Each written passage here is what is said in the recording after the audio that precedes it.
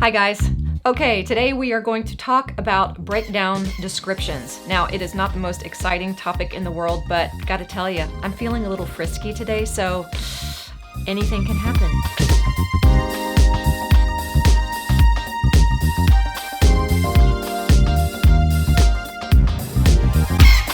Yeah, baby, yeah!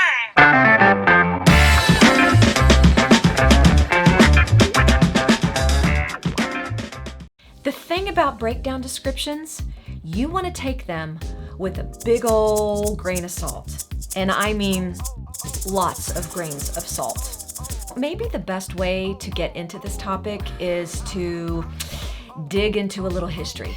Okay, so let's do it. Let's go to the Breakdown Services website. Here we go. breakdownservices.com. Let's hit about breakdown services. Okay. In 1971, a man by the name of Gary Marsh had a brilliant idea. He figured out a way to become the go-between casting directors and agents. Here's what it says. 1971, breakdown services began! ! Back then, there were no computers. There was no internet. Wow, that's like the Walking Dead world. No internet. Let's continue. Gary Marsh would go to the studios in Los Angeles and read the only script available. He would then create the breakdown and then hand deliver them to the talent agents. So obviously, casting directors had a need. They needed somebody to facilitate a way in which the understanding of what these characters were could get out to the talent agents, and they could then find the right people to fill the role. That was started in 1971. Here we are, 2020, and there are so many actors who do not understand that breakdown services is a subcontracted business that reads a script and comes up with the breakdowns themselves. Casting receives that breakdown in their email, reads the storyline, reads the character descriptions, and then says, "Yep, that works." And they put their stamp of approval on the breakdown. Now, there are exceptions. Not every casting office utilizes breakdown services.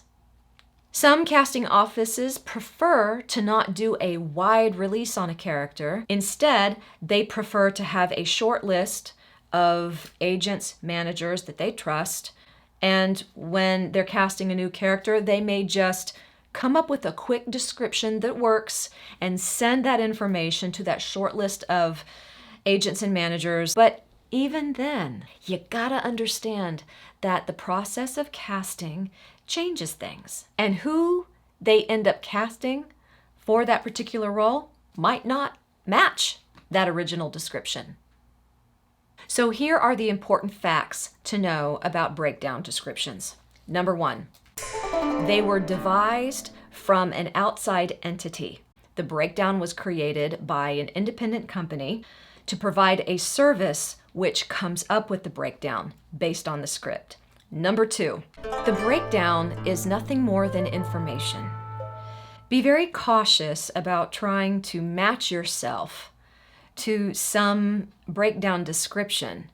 In other words, when you read that description, if your mind starts thinking, how can I come up with exactly the right choices in my read to make sure that I am reflecting these certain ingredients about the character, then you're really missing the mark. You're operating from your head, and you're not operating from a place that is really deeply based in story. Let's look at an example here. Okay, here's one.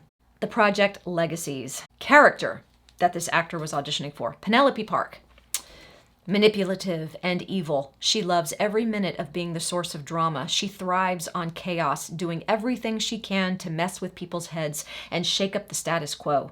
Wildly intelligent, she harbors a deep, shameful secret.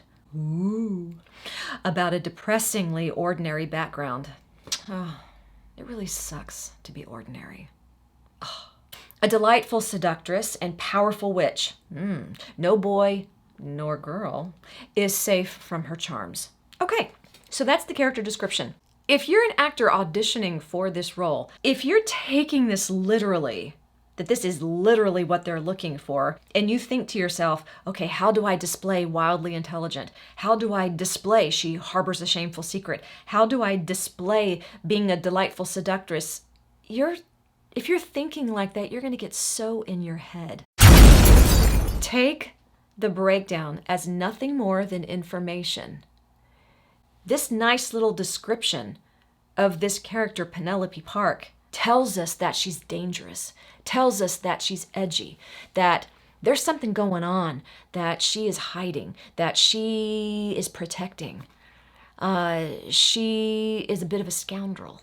She likes to stir up things. She likes to get herself into trouble. These are ideas that you can start ingesting and then let your freedom of creativity start to percolate a backstory that justifies all of that information. And then you've got to make it your own, because the most important ingredient to any character that you are going to interpret and bring into a room is you. You have to put your you spin on the character.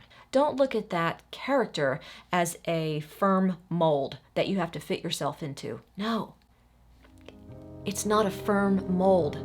It's supple clay. And you are that critical ingredient. You are the soul that's going to fill that clay and mold it and shape it because it's flexible. Groovy, baby! I'll catch you next time.